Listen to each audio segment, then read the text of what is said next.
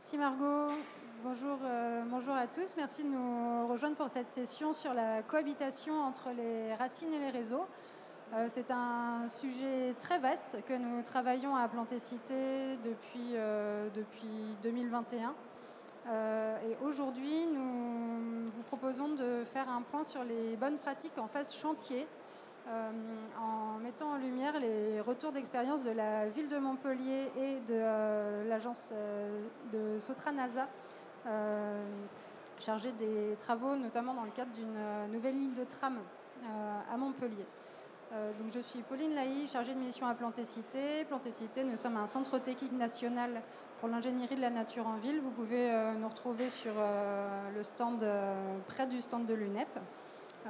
Pour retrouver ce sujet ainsi que d'autres. Aujourd'hui, je suis accompagnée de Claire Courtan, qui est chargée d'études à Plantécité sur cette question de la cohabitation entre les arbres et les réseaux enterrés.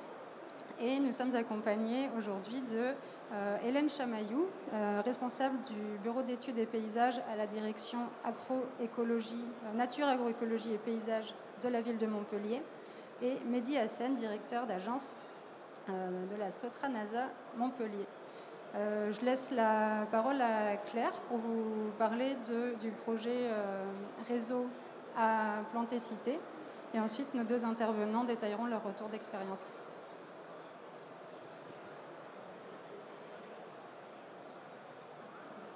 Bonjour à tous. Donc, je vais vous présenter brièvement le projet réseau. Ouais, c'est bon. Donc, pour vous rappeler le contexte que vous connaissez tous, on est dans l'augmentation de la population urbaine et on a besoin autant des arbres que des réseaux pour notre confort de vie, sur le fonctionnement de la ville, sur le plan physique, l'environnement. Et le problème, c'est que le sous-sol urbain est un milieu complexe, très dense, qui est truffé de réseaux omniprésents et de racines opportunistes, c'est-à-dire qu'elles s'immiscent que là où elles peuvent pour subvenir à leurs besoins trophiques. Et donc, racines et réseaux sont en compétition pour l'espace et ils peuvent se causer à plus ou moins long terme des dégâts mutuels. Donc, par exemple, lors d'interventions sur la voirie sur les opérations de gestion des réseaux, les racines peuvent être sectionnées, les troncs peuvent être blessés. Donc ça peut altérer la physiologie de l'arbre à terme. Donc l'arbre peut tomber sur la chaussée, devient un danger pour les citadins. Et à l'inverse, les racines peuvent s'immiscer dans des canalisations lorsque celles-ci sont fissurées. Je pense notamment aux réseaux humides. Ou alors elles peuvent usurper les canalisations comme des tuteurs de croissance, ce qui est rare, mais ce qui peut arriver, comme on voit sur la photo, autour d'un réseau de gaz. Et donc, face à cette reconnaissance croissante de l'importance de l'arbre en ville, les plans de plantation qui sont de plus en plus ambitieux, il est nécessaire d'identifier comment instaurer cette cohabitation harmonieuse et pérenne entre les réseaux enterrés et racinaires. Donc, ceci le plus en amont possible des projets les impliquant, donc que ce soit des projets de plantation ou d'abattage, des projets de gestion des réseaux enterrés ou de requalification de l'espace public qui inclut des racines et des réseaux.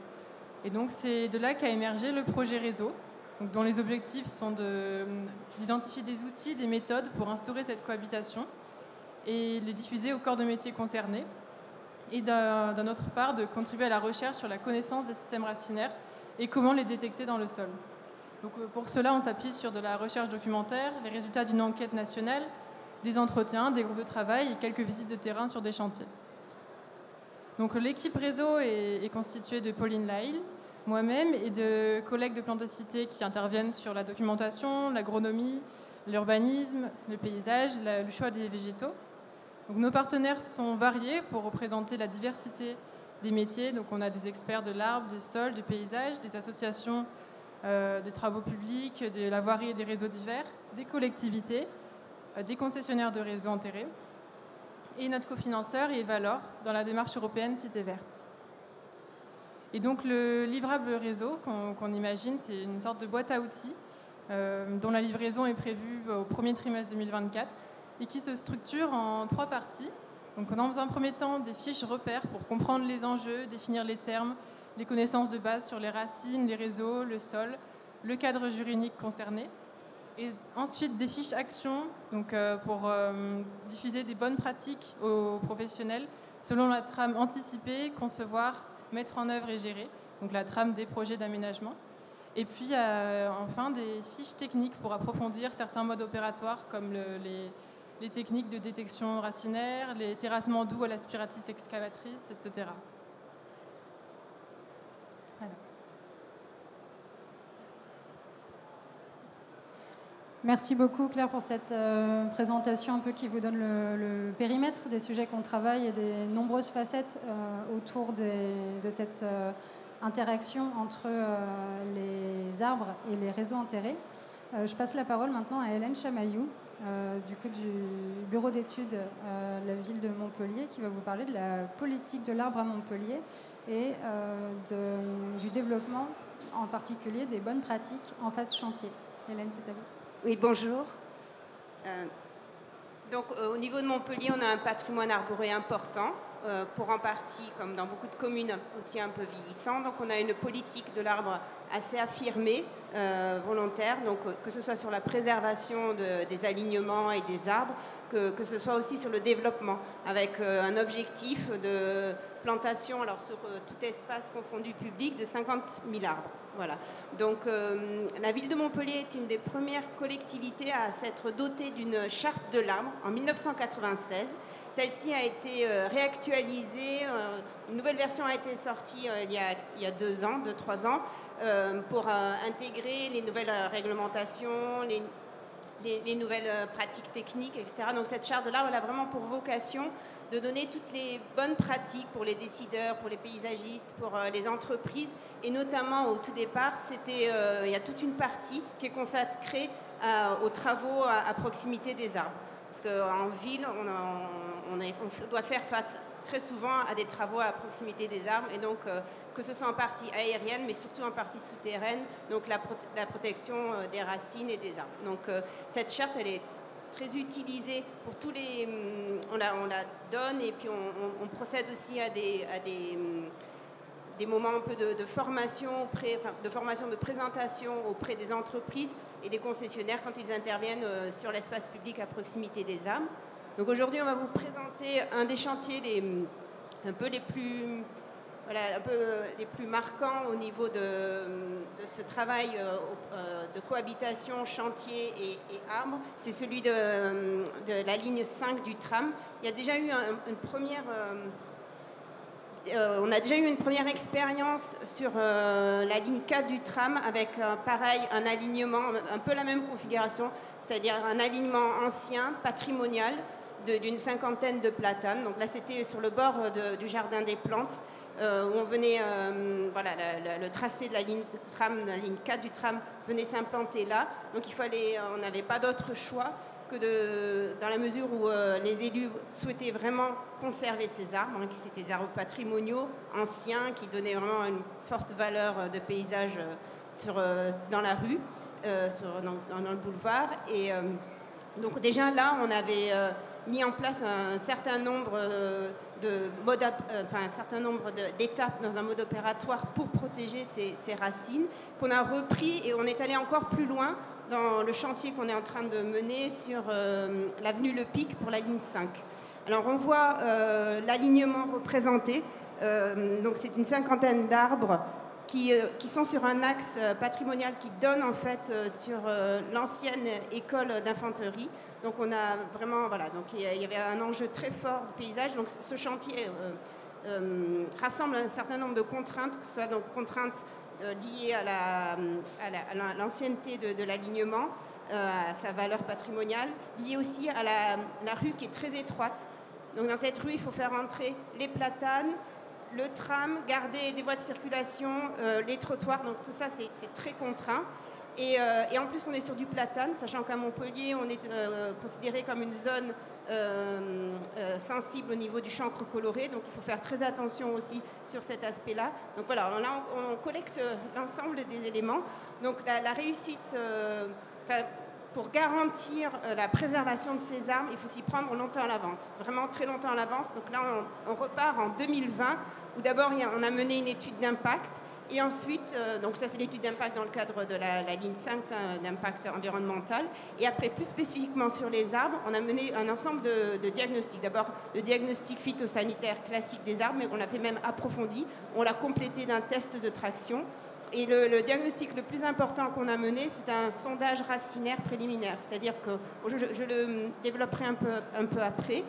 Et ensuite, une fois qu'on a pu établir toutes les zones de fragilité, les zones de vigilance à avoir sur les arbres, on a réalisé des réunions de sensibilisation auprès des concessionnaires et auprès aussi de la maîtrise d'œuvre infra. C'est-à-dire qu'en fait, il y a 2 sessions de travaux. Une première session pour dévoyer tous les réseaux. Là, tous les réseaux étaient concernés, électricité, gaz, réseau eau. Et après, une deuxième phase de travaux qu'on va bientôt attaquer là, qui est la multitubulaire liée au tram, la plateforme du tram. Voilà, donc c'est vraiment des travaux lourds qui sont mis en place. Donc là, c'est quelques images pour vous montrer le plan en fait, du projet. Donc là, c'est vraiment le plan du projet où on voit le tram vraiment très proche des alignements. On voit même la coupe. Donc on est sur une largeur de voie de 20 mètres linéaires. Mais on a quand même réussi à aussi positionner des petites banquettes plantées. Mais on voit que les arbres sont très proches et des mâts et des lacs du tram et de la plateforme du tram. Sur la diapo suivante, on voit tout le réseau. Donc voilà, la rue est constellée de réseaux. C'est très dense et c'est toute la difficulté, la complexité en fait à mener ce chantier. C'est une voie qui fait à peu près 500 mètres de long. Donc là, je vais juste faire un focus sur les sondages racinaires, qui est vraiment en fait un des éléments très importants dans le protocole de suivi du chantier au niveau des arbres. C'est savoir, avant de démarrer les travaux, qu'est-ce qu'on a sous le sol, dans quel état sont les racines, comment se présentent les racines, et ça permet déjà d'anticiper dans les plans d'exécution par où on va faire les tranchées et comment on va le réaliser. Donc là, on peut voir une photo de ce sondage qui a été fait au bord de plusieurs arbres ont été choisis et qui met en évidence, et là, voilà, c'était la mauvaise découverte, c'est qu'en fait, il y a très peu de racines. Les arbres ont déjà été impactés dans des travaux, mais il y a longtemps, des travaux de voirie, alors que ce soit pour poser des bordures, que ce soit aussi pour poser, je crois, un réseau, ils ont déjà été fortement impactés. Donc le système racinaire est vraiment par endroits très, très faible et la terre est très compacte. Alors ça a permis de mettre en évidence les conditions dans lesquelles vont avoir lieu le chantier. Et enfin, pour réaliser ce chantier, la ville de Montpellier se fait accompagner par une assistance à maîtrise d'ouvrage environnementale, donc qui a établi donc, tout le protocole que vous pouvez voir là. Et donc c'est Aegis Environnement, plus une AMO spécialisée et experte dans les arbres et les racines, et plus particulièrement les racines. C'est l'entreprise Pousse Conseil. Voilà, et donc cette spécialiste, cette experte, nous accompagne vraiment depuis la phase très en amont. C'est elle d'ailleurs qui a réalisé le sondage racinaire et ensuite qui a mis en place le protocole, je vais vous présenter là rapidement, et enfin qui assure le suivi du chantier. Donc le protocole, c'est tout d'abord, il faut protéger les arbres. Donc ça, on se réfère en fait à la charte de l'arbre que j'ai présentée plus en amont. Dans les fiches techniques, on a une dizaine de fiches techniques qui concernent donc la protection des arbres pendant les chantiers et tout ce qu'il faut faire et pas faire. Et donc on met en place un périmètre restreint. Normalement, c'est 4 par 4 autour de l'arbre, mais là, comme on est dans une zone de chantier tellement contrainte, on est passé à 2 par 2, donc avec un système de planches. Donc ça, c'est la mise en place de la protection de l'arbre. Après, comme on est en zone contaminée en zone délimitée, c'est-à-dire par rapport aux chancres colorés. Donc plus que jamais, et c'est obligatoire, hein, la désinfection des outils en rentrant dans le chantier et en quittant le chantier. Donc il y a tout un protocole de mise en place pour la désinfection des outils et des machines qui travaillent à proximité des arbres. Et ensuite, donc il y a toute la partie comment on traite les racines, comment on s'y prend pour réaliser ces travaux de terrassement auprès des racines. Donc le nouveau principe, c'était d'ouvrir sur une grande longueur, 50 mètres linéaires à peu près. On procède par ouverture de grande longueur. Là, on vient voir l'état des racines. On y va bien entendu avec l'aspiration. Donc, surtout pas à la pelle mécanique. Vraiment, on travaille à l'aspiration. Et une fois qu'on a pu constater l'état des racines, avec les services et l'assistance à maîtrise d'ouvrage qui vient voir sur place, on définit les modalités de pose de tous les réseaux à la fois. Le principe, c'est qu'on pose tous les réseaux d'un coup pour ne pas y revenir. On fait des adaptations. Et ensuite, une fois que c'est en place, on revérifie, on referme, on protège les racines, on referme et on ouvre 50 mètres plus loin. S'il y a des racines qui gênent ou qui sont abîmées, alors le principe, c'est normalement au-dessus de 5 cm. Les racines sont considérées comme ayant un rôle important dans l'alimentation et dans la tenue mécanique des arbres. Donc il faut demander l'autorisation et surtout le constat au niveau de l'assistance à maîtrise d'ouvrage pour voir comment on traite les racines et celles-ci, s'il faut les couper, dans quelles circonstances. Et ça doit être effectué bien entendu par une entreprise agréée d'élagage qui vient couper avec le matériel qu'il faut la racine et ensuite la badigeonner. Voilà, donc ça c'est pour toutes les racines qui sont supérieures à 5 cm. On tient un tableau de suivi des arbres qui ont été impactés pour ensuite pouvoir évaluer dans le temps les travaux et la reprise des arbres. Donc c'est des travaux qui sont assez lourds, qui nécessitent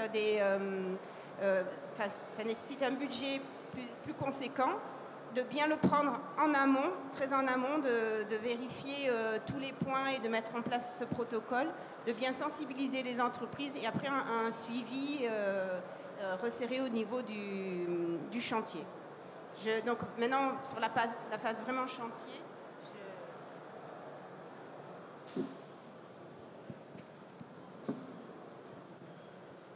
Merci beaucoup Hélène. C'est maintenant Mehdi Hassen du coup, qui va nous illustrer tout ce protocole de mise en œuvre à l'aide de visuels aussi.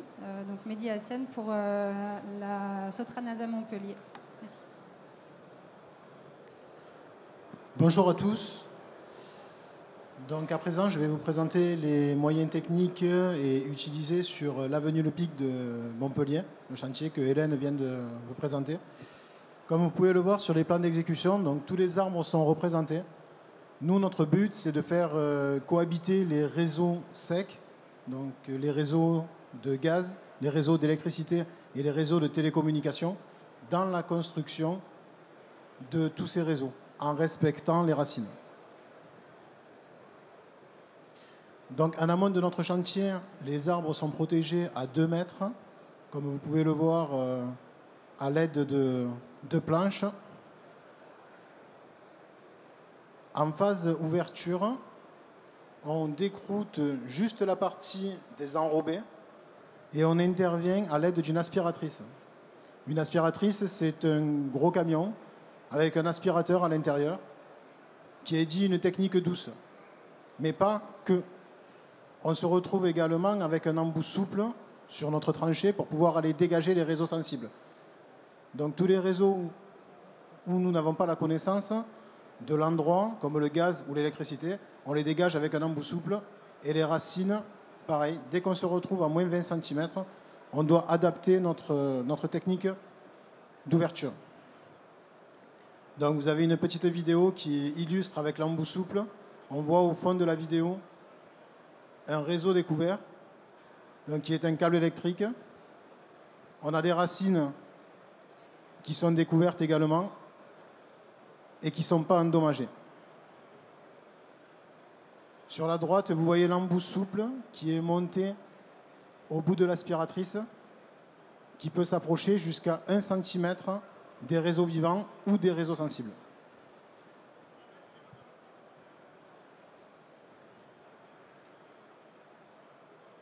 Dès lors où c'est que la tranchée est ouverte, nous devons désinfecter tout ce qu'il va y avoir dans la tranchée. Donc là, on peut voir sur la photo de gauche un PE en 110 pour GRDF qui est déroulé et la tête de tirage en train d'être désinfectée avant l'approche des racines. Les déroulages en sous-œuvre, on voit un réseau électrique qui est déroulé en fond de fouille. L'enveloppement du géotextile, dès lors où c'est que toutes les racines sont mises en nu, on a protégé la racine en phase ouverture avec l'aspiratrice, mais on pourrait également l'endommager en phase de remblaiement. Donc nous protégeons toutes les racines avec du géotextile afin que lors du compactage, il n'y ait pas d'incidence. Donc on voit un sous-œuvre avec un PE de gaz qui est en dessous et les racines avant d'être enveloppées. Et voici une coupe type de tranchée avec les réseaux secs, neufs qui ont été construits dans le respect des réseaux vivants, les racines. Donc un réseau de télécommunications, un réseau de gaz et un réseau électrique.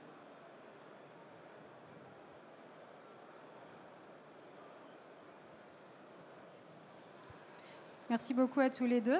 On en a terminé du coup pour les éléments qu'on souhaitait vous illustrer, puis on peut poursuivre la discussion avec vos questions.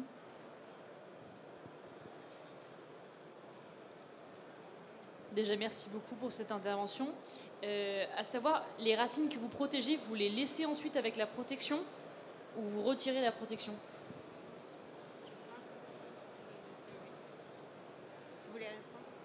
Je vais me permettre de vous répondre. Donc la protection des racines est laissée. Et ça ne gêne pas du coup la racine ensuite? Enfin, ça reste dans le temps, comme ça, avec protection? Non, la racine peut continuer d'évoluer, mais par contre, elle ne sera pas endommagée avec les matériaux nobles qu'on va remettre dessus.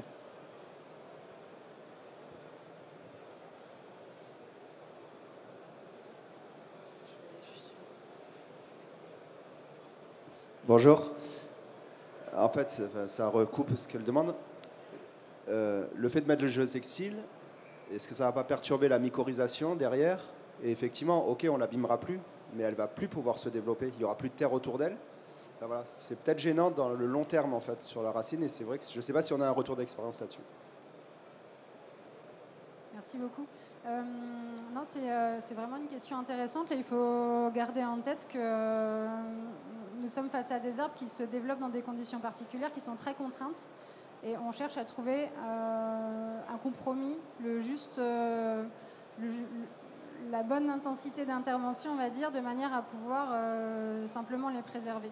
Après, c'est sûr que ce manchon géotextile autour de la racine, il pose question, ne serait-ce que pour le fait de ramener encore des matériaux peut-être qui vont comporter du plastique dans les sols, qu'est-ce que ça va devenir, etc. Quel effet ensuite sur la racine? Là, on a vu sur les photos, il s'agit de tronçons d'une 50aine de centimètres de long, de racines dont certaines filent à plusieurs mètres encore de là. Donc quel effet de ce manchon sur l'ensemble de cette racine, sur l'ensemble de l'arbre? À ma connaissance, ça n'a pas été mesuré, caractérisé. Après, je pense qu'on peut relativiser par rapport à la dimension du tronçon de la racine qui est impactée par rapport à si ça avait été sectionné, par exemple. Mais c'est certain qu'on va remettre un matériau autour qui ne va pas permettre un fonctionnement normal de la racine. Pour autant, on ne sait pas si le matériau précédent le permettait aussi. Voilà, donc des questions qui sont très valables, mais je pense que c'est peut-être à relativiser aussi en fonction de l'existant et du but poursuivi. D'ailleurs, tout l'intérêt des phases préalables que vous nous avez exposées, Hélène, c'est aussi de déterminer quels arbres peuvent être conservés dans le cadre du projet. Toute la partie analyse phytosanitaire, diagnostic, test de traction, etc., ça permet aussi de se dire, il y a des arbres qui ont une espérance de maintien, au-delà de leur dangerosité à l'instant T, il y a des arbres qui ont une espérance de maintien plus ou moins grande. Dans le cadre de ce chantier, comme dans le cadre de nombreux autres, des choix ont été faits au démarrage même, et ça a commencé par quelques abattages, donc je me souviens pas, ça se compte sur les doigts d'une main sur les 50 sujets qui étaient là. Mais voilà, bon, on va prendre d'autres questions. Bonjour. Vous avez évoqué des réseaux secs. Si vous aviez eu des réseaux humides, comment vous auriez pris pour les protéger ?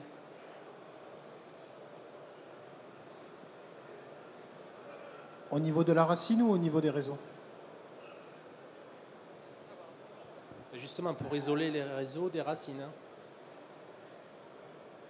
On aurait établi une surlargeur en descendant plus profond, en ayant un blindage en dessous d'un mètre 31 et en gardant les racines. Avec, en l'occurrence, là, sur le chantier de l'avenue Le Pic, c'est Pousse Conseil en fait, qui vient et qui va juger s'il y a nécessité, admettons sur une barre de 6 mètres en 400, de retirer une racine ou de ne pas retirer une racine si besoin.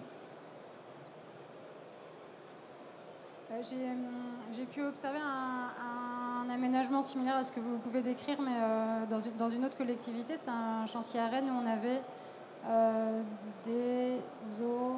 Alors, est-ce que c'était potable? Il me semble que c'était un réseau humide, mais quand même sous pression. Donc, c'est pas la situation la plus contraignante, finalement, où on pourrait avoir les eaux usées qui seraient accessibles aux racines. Là, ils avaient fait le choix à Rennes d'aménager un massif planté avec un arbre en CP au-dessus directement de ce réseau et protégé avec une demi-coque.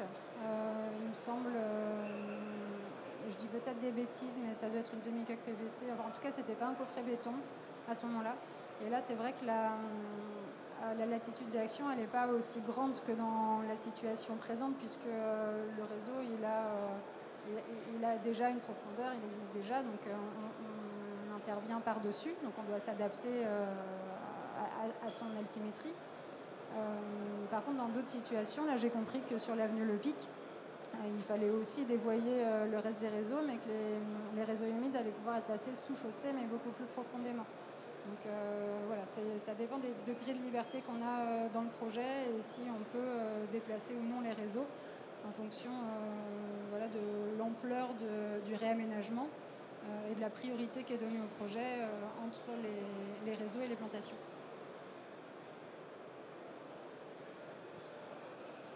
J'ai deux petites questions techniques. La première concernant le matériel, vous avez parlé de désinfection. Je voulais savoir le produit utilisé pour la désinfection et le rôle exact de cette désinfection. Et la deuxième, en termes de test de traction, vous avez parlé de diagnostic approfondi avant la phase travaux. Est-ce qu'il y a un test de traction après la phase travaux pour voir la différence d'ancrage de l'arbre? Merci. Alors, je vais essayer de vous répondre. Pour le produit, il y a déjà de l'alcool qui peut être utilisé. Et ensuite, c'est un produit homologué qui est presque... Alors, je ne le connais pas, là, mais je n'ai pas le nom en tête, mais c'est un produit homologué par la DRAF.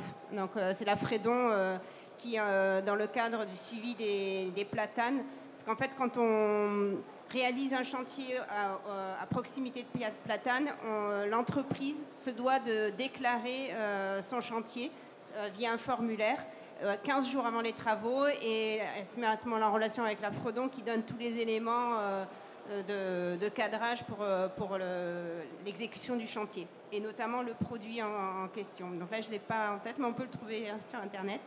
Et ensuite, concernant le test de traction, donc c'est à la suite du diagnostic qui a été fait. Donc c'est un diagnostic approfondi, c'est-à-dire avec un... Comment ça s'appelle c'est un résistographe, voilà. Donc là, il y a un diagnostic visuel, puis après un diagnostic approfondi avec un résistographe pour déterminer, sur les arbres, pas sur tous les arbres qui ont été identifiés comme fragiles, comme vulnérables, et certains, comme c'est un aliment un peu ancien et vieillissant, il y a des arbres qui montrent des signes un petit peu de physiologique, pas de dépérissement, pas jusque-là, mais enfin, en tout cas qui sont affaiblis, et ensuite un état mécanique pour certains un peu douteux. Alors ceux-là, avec une pérennité courte, ils ont dû être abattus. Ça concerne à peu près 5 sujets. Sur les autres, un peu plus, on ne sait pas trop, c'est là où on a fait les tests de traction avant pour s'assurer vraiment de la tenue, dans la mesure où quand on a ouvert, on s'est rendu compte que les racines n'étaient pas trop présentes. Voilà, on a voulu prendre toutes les précautions parce qu'on est quand même sur l'espace public, donc il y a vraiment la sécurité des usagers, des passants qu'il faut absolument mettre en œuvre. Et à l'issue du chantier, donc on suit très précisément, comme on disait, on suit très précisément chaque arbre, on sait exactement quelle intervention a été faite sur chaque arbre, que ce soit au niveau de la coupe, des fois on a dû aussi couper des branches, mais aussi du système racinaire. Il est possible qu'on redemande un test de traction sur certains sujets. Ce n'est pas tous les sujets, c'est vraiment ceux sur lesquels on a des doutes. Juste, excusez-moi, je me permets de compléter sur un point. Vous l'avez dit, Hélène, pourquoi est-ce qu'on désinfecte? C'est en raison de la présence du chancre coloré du platane. Je me permets juste de rappeler que cet organisme est soumis à lutte obligatoire. Il y a un décret qui est paru il y a un moment maintenant, qui doit être réactualisé. La nouvelle réglementation va normalement, on croise les doigts, bientôt paraître. Et lorsqu'elle paraîtra, Plantécité a prévu de sortir un guide technique pour revenir sur les pratiques d'intervention vraiment sur le terrain, donc revenir sur le pas à pas, quels sont les produits qu'on peut mobiliser, toutes les précautions à prendre, parce que là, on parle de désinfecter les outils, mais il faut aussi désinfecter les bottes des intervenants, les engins, les roues, etc. Enfin, vraiment tout le chantier. Voilà, donc de nouvelles ressources techniques à venir sur ce sujet. Je vois qu'il y avait une autre question. Oui, bonjour. Je voulais savoir, au niveau des travaux, là, vous avez le tram qui vient assez près des platanes, c'est ça? À quelle distance à peu près? Et du coup, dans vos investigations en cours de chantier, du coup, est-ce qu'il y a eu des cas où vous vous êtes aperçu qu'il y avait vraiment des grosses racines qui devaient être coupées pour la mise en place de l'infrastructure du tram qui doit être assez profonde quand même? Est-ce qu'il y a eu des cas comme ça où au fur et à mesure du chantier, est-ce que vous avez trouvé des grosses racines en gros nécessitant l'abattage des arbres en cours de chantier ou finalement Alors, jusqu'à présent non, mais sur la tranche qui arrive, on se retrouve confronté à des situations plus complexes, avec des racines plus importantes, mais alors, c'est pas moi qui ai suivi précisément le chantier, hein, c'est une personne de mon équipe qui était là vraiment presque au quotidien sur le suivi de ce chantier, en tout cas pendant la phase du chantier, mais elle ne m'a pas fait remonter de cas comme on le disait, comme je le présentais au départ, c'est que c'est pas très rassurant, mais en tout cas les arbres sur les zones de sondage ne montrent pas à 1 mètre de profondeur un système de racinaire important. C'est vraiment des racines, ils ont déjà subi des tailles un peu anciennes au moment où des réseaux ont été mis en place, il y a plusieurs années, peut-être 10 ou 15 ans. Et à l'époque, il n'y avait peut-être pas toutes les précautions comme aujourd'hui. Mais il est évident que si on doit... l'expert, la priorité, c'est d'essayer de trouver des solutions. Voilà, des fois, on peut passer avec je ne m'y connais pas très bien, mais je sais qu'on peut passer avec des canalisations peut-être plus souples, pour permettre ou des coudes, les coudes on évite, mais pour permettre de passer sur certaines racines. Mais quand on ne peut pas faire autrement, on ne s'est pas encore trouvé confronté à ce cas-là, mais c'est sûr que la priorité, c'est la sécurité. Donc si l'arbre est déjà annoncé comme avec pas forcément très dépérissant, mais pas avec une longévité grande, et en plus, voilà, donc... Dans ce cas de figure, il est possible qu'on ait à abattre l'arbre, mais on ne s'est pas retrouvé dans cette configuration-là.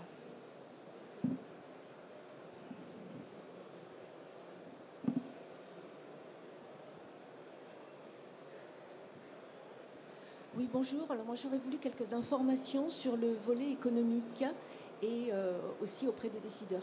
On peut imaginer que ce genre de chantier exemplaire et qui devrait devenir la norme dans les années à venir a généré un coût différent d'un chantier plus classique.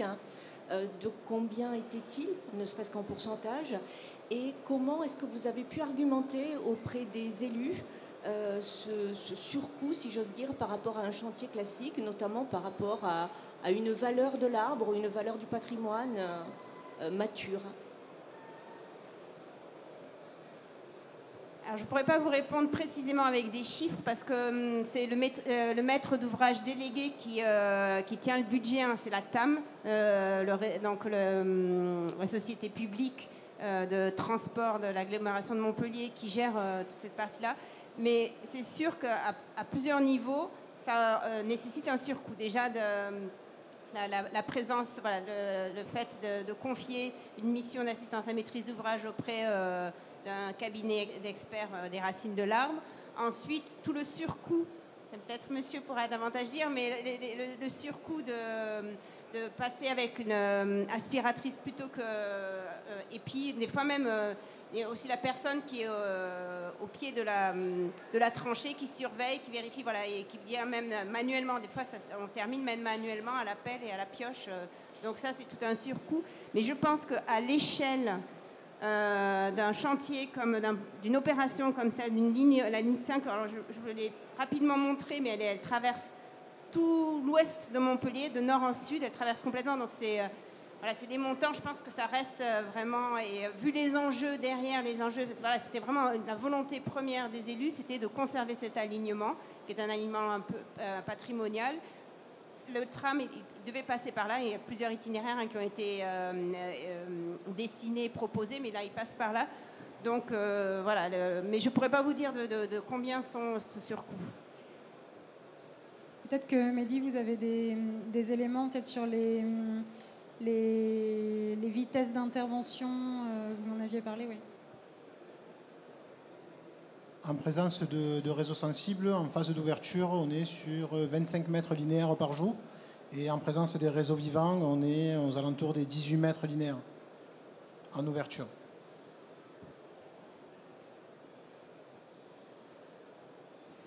Bonjour.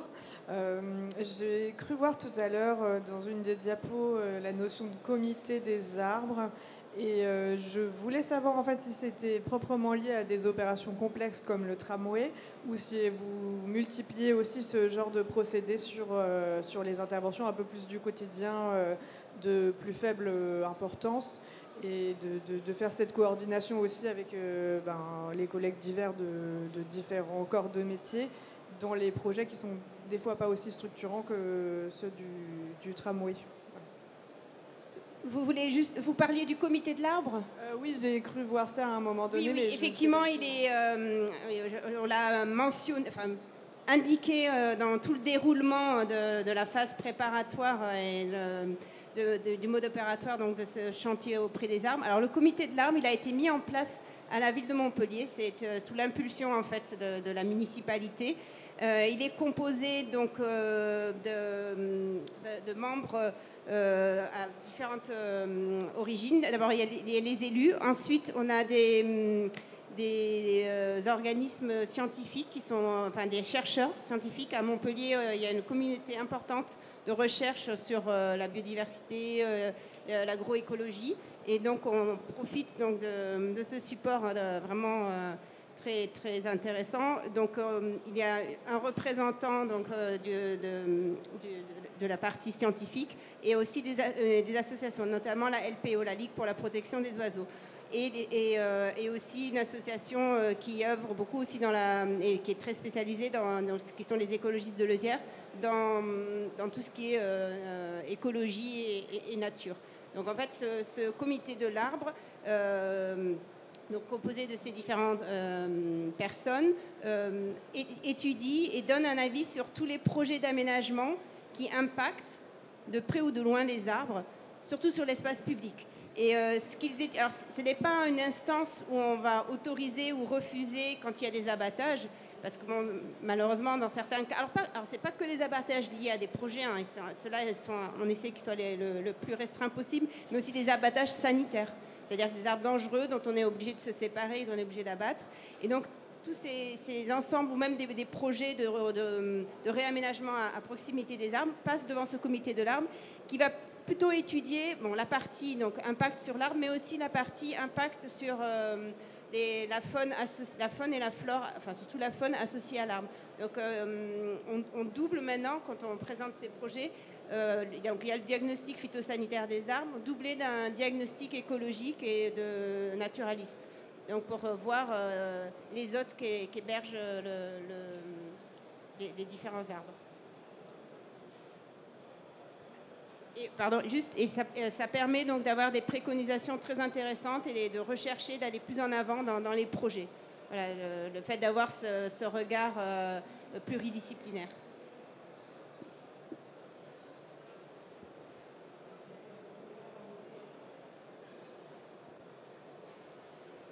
Juste pour compléter, c'est par rapport à la ville de Montpellier a une particularité.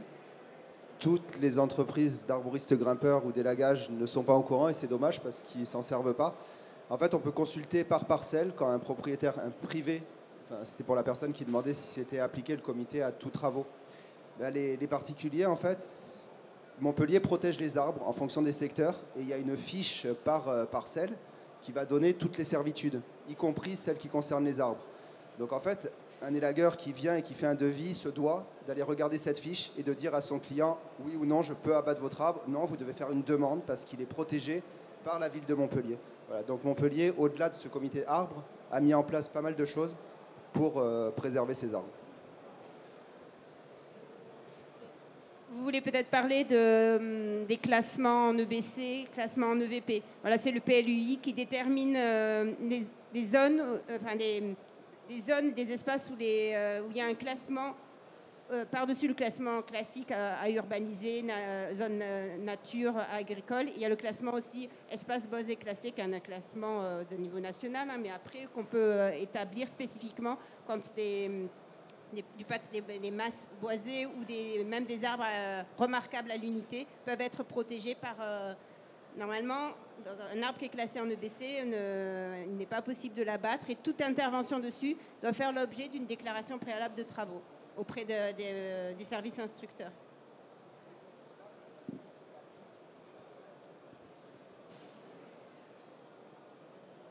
C'est simplement, en fait, c'est consultable par tout le monde. On va sur Internet, on tape sa parcelle, on a l'information, on sait si on peut faire le devis à la personne ou si on lui conseille d'aller demander.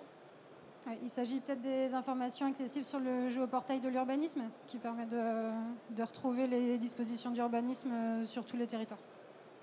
On prend juste une dernière question si ça vous va. On a atteint... En fait, je voulais savoir, vous avez fait des sondages racinaires préliminaires qui, du coup, indiquaient qu'il y avait peu de racines qui partaient des arbres. Et donc, du coup, on pouvait supposer que les travaux du tram, d'infrastructure du tram à proximité de ces arbres étaient compatibles, en fait. Alors, je ne sais pas, je suppose que c'était des arguments, en tout cas, en faveur de la faisabilité du projet dans le cadre des travaux d'infrastructure du tram. Est-ce que ce diagnostic, il a été fait avant décision des élus sur le tracé pour s'assurer que que les arbres étaient sincèrement préservables dans le cadre des travaux, ou est-ce que ça a été fait après, en fait? Est-ce que ce diagnostic préalable, il a servi d'appui à la décision politique de le faire là, parce que c'était confirmé que c'était faisable, parce que vos sondages racinaires préliminaires disaient qu'il n'y avait quand même pas trop de racines grosses qui partaient en direction des futures voies de tram? Alors, le diagnostic a été fait après, mais c'était tellement en amont qu'il était encore... c'est une lourde artillerie de mettre en place. De toute la phase conception du tram, une fois qu'ils ont déterminé le tracé, c'est difficile de le faire bouger. Mais en tout cas, ça a été fait suffisamment en amont s'il y avait... Parce que nous, on avait aussi proposé, quand le patrimoine est assez vieillissant, pour vraiment... et que la rue est très étroite, vraiment préservé. Je sais que c'est un double alignement, donc un des côtés était moins abîmé, était en meilleur état que l'autre. C'était de garder un alignement sur deux. Et bon, même ça, les élus n'ont pas souhaité. Ils voulaient vraiment conserver. Bon, je ne sais pas si c'est une bonne chose qu'il n'y ait pas trop de racines. Voilà, nous, c'était plutôt la mauvaise surprise. Mais on a voulu. Alors, c'est surtout dans le sens perpendiculaire qu'il n'y a pas trop de racines. Après, entre les arbres, c'est ce qu'on a voulu vérifier. Il y a plus de racines. Donc, les arbres tiennent par le côté. Et c'est vraiment de manière perpendiculaire où elles sont moins présentes. En longitudinale, elles sont quand même bien présentes. Elles permettent de l'assise des arbres et donc ne gênent pas la mise en place des réseaux. Voilà, donc il faut bien qu'ils tiennent à un moment donné, les arbres. Bon, on vous remercie beaucoup pour vos questions et cette discussion qui a été riche. Il y a encore peut-être quelques minutes d'échanges informels qui sont possibles. Et puis vous pouvez nous retrouver sur le stand de Plantécité dans le hall 4, près de l'interprofession du stand de l'UNEP. Bonne journée à tous, bon salon.